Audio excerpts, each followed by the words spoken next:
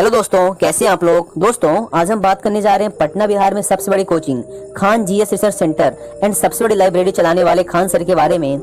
Khan sir का जन्म गोरखपुर उत्तर प्रदेश में हुआ था। इन्होंने अपने 12th तक की स्कूल एजुकेशन गोरखपुर से ही कंप्लीट की। उसके बाद ये ग्रेजुएशन करने इलाहाबाद यूनिवर्सिटी आ गए। जब ये 12th क्लास में थे तो इन्होंने AEEE की तैयारी की थी, लेकिन क्योंकि एग्जाम की एक रात पहले इन्होंने काफी देर तक पढ़ाई की थी, इसलिए एग्जाम के दिन ये सोते ही रह गए थे। दोस्तों, खान सर बचपन से पढ़ाई में बहुत इंटेलिजेंट थे। अगर देखा जाए तो वो एक ऑलराउंडर स्टूडेंट थे। उनका कोई पर्टिकुलर सब्जेक्ट नहीं था, बल्कि उन्हें हर सब्जेक्ट में इंटरेस्ट था। उन्हें बचपन से ही अलग अलग फील्ड की नॉलेज लेने में मजे आते थे। इसका अनुमान आप इस बात से लगा सकते हैं कि उन्होंने अपनी ग्रेजुएशन PCM से कंप्लीट की है, जबकि वे अपने कोचिंग सेंटर में बच्चों को GS पढ़ाते हैं। अपने कॉलेज टाइम में खान सर स्टूडेंट यूनियन में बहुत एक्टिव रहते थे। अपने फाइनल ईयर में वे इलाहाबाद यूनिवर्सिटी के स्टूडेंट यूनियन के लीडर भी थे, जहां पर स्टूडेंट की मांगों को पूरा कराने के चक्कर में उन्हें 3 बार जेल भी जाना पड़ा था। खान सर का जन्म तो यूपी में हुआ, लेकिन उनका ननिहाल यानी कि मामा का घर बिहार में था, जहां वे बचपन से ही काफी आया जाया करते थे, जिससे उनके अंदर बिहार के प्रति एक अलग ही प्रेम है। अपने स्कूल व कॉलेज के टाइम पे बिहार का इतिहास पढ़ने पर वे बिहार से काफी प्रभावित थे। वे कहते हैं कि बिहार में कुछ तो ऐसी बात है जिससे यहाँ पर आर्यभट्ट, चाणक्य, चंद्रगुप्त की तरह हजारों महान लोग पैदा हुए हैं। बिहार की हिस्ट्री जानने के बाद खान सर को इस बात का बड़ा दुख है कि बिहार जैसी महान भूमि ने अपना सम्मान खो दिया है। इसलिए वे हमेशा अपने पटना स्थित कोचिंग सेंटर के बच्चों से कहते हैं कि हम सबको मिलकर पुराना मगध बनाना है, बिहार को उसका खोया हुआ सम्मान वापस दिलाना है। मैं आपको अपने बारे में बताऊं तो मैं थोड़ा देशभक्त टाइप का आदमी हूं। मैं हिंदुस्तानी होने में बिलीव करता हूं, ना कि हिंदू मुस्लिम होने में। इसलिए देश में क्या कुछ चल रहा है ये जानने के लिए मैं स्टडी IQ एजुकेशन जैसे ट्रस्टेड यूट्यूब चैनल फॉलो करता हूं। यूट्यूब में मैं जब भी स्टडी IQ की वीडियो देखता था तो सजेशन में खान सर की वीडियो जरूर आती थी। मैं कई दिनों तक इनकी वीडियो को इग्नोर करता रहा, लेकिन मैंने एक दिन उनकी वीडियो देखी। तब से भाई मैं इनका फैन हो गया। इनके समझाने का तरीका, कठिन से कठिन टॉपिक को भी बड़े ही आसानी से समझा देते हैं खान सर। उसके बाद मैंने इनकी कई सारी वीडियोस रेगुलर देखी। मुझे इनकी एक चीज सबसे ज्यादा पसंद आई, इनके पढ़ाने के तरीके के अलावा भी उससे ज्यादा इनका हिंदू मुस्लिम में भेद ना करना, हिंदुस्तानी होने पर जोर देना।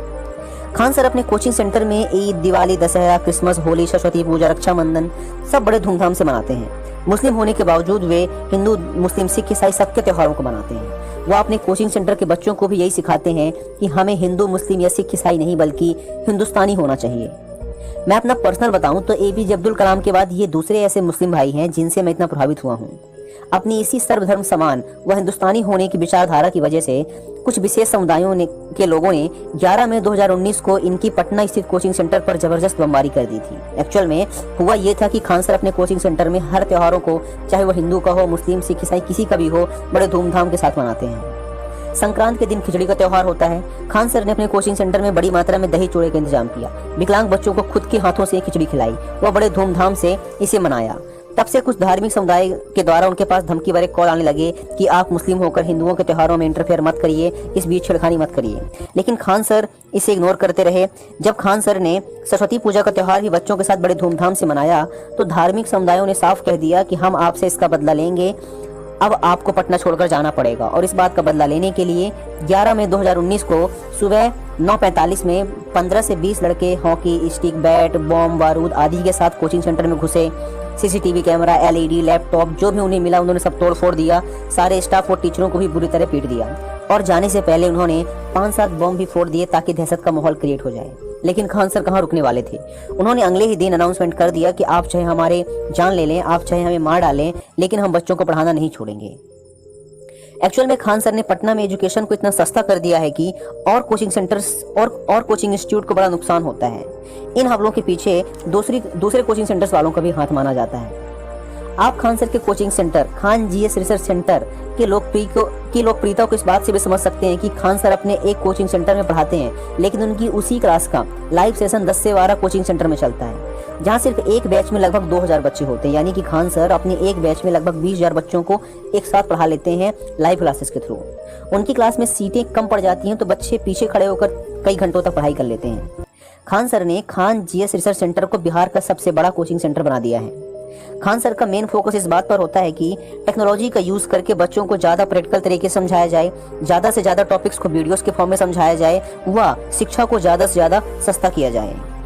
खान सर के पढ़ाने का तरीका इतना इंटरटेनिंग व मोटिवेटिंग है कि उनकी क्लास में लगभग 100% बच्चों की प्रेजेंस होती है।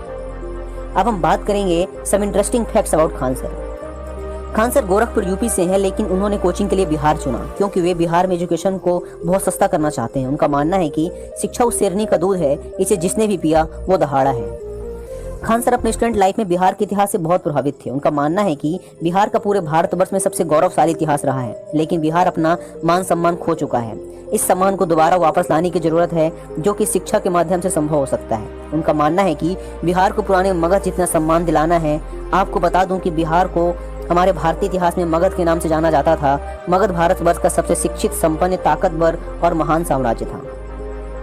खान सर का YouTube channel Khan GS research centre 1 साल के अंदर 1 मिलियन सब्सक्राइबर क्रॉस कर गया। एक्चुअल में यह 1 साल नहीं बल्कि 5 महीने में क्रॉस कर गया, क्योंकि स्टार्टिंग के कुछ वीडियो डालने के बाद बीच के 7 महीने खान सर ने यूट्यूब पर कोई वीडियो नहीं डाली थी। आज जबकि यह वीडियो मैं रिकॉर्ड कर रहा हूँ, आज के ही दिन उन्होंने अपने यूट्यूब चैनल पर 1 मिलियन सब्सक्राइबर कंप्लीट किए हैं।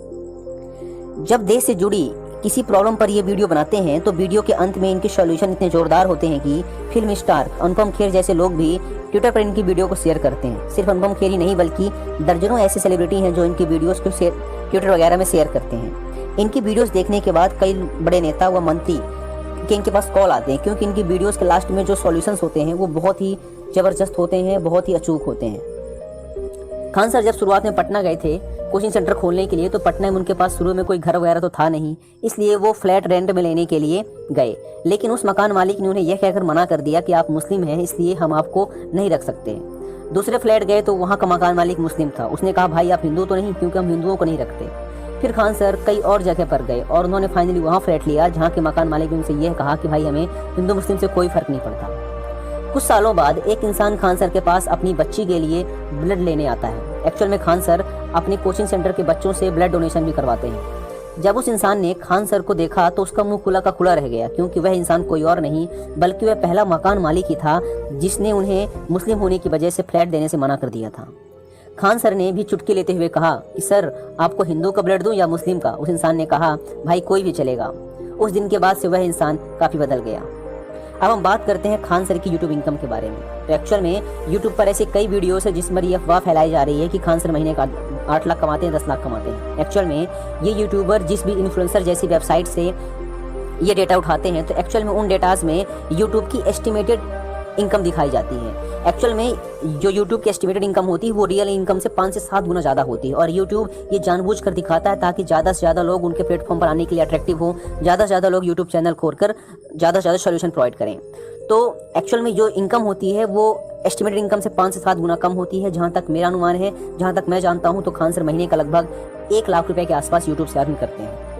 एक्चुअल में खान सर की जो मेन इनकम है वो उनकी कोचिंग सेंटर से है, जहाँ पर वो महीने के लाखों कमाते हैं। लेकिन सबसे अच्छी बात, सबसे बड़ी बात यह है कि वो इस पैसे को खुद नहीं रखते, बल्कि उस पैसे का अधिकांश हिस्सा अनाथ आश्रम, गौशाला, NGO आदि में दान करते हैं। उनके खुद के अनाथ आश्रम और गौशाला हैं जिन्हें वे खुद ही फंड करते हैं।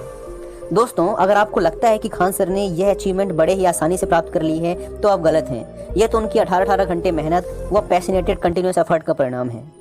पटना में उन्हें कई तरह की प्रॉब्लम का सामना करना पड़ता है, लेकिन वो लगे रहे, डटे रहे और खुद को प्रूफ किया। आज वे हजारों युवाओं के प्रेरणा स्रोत हैं। दोस्तों,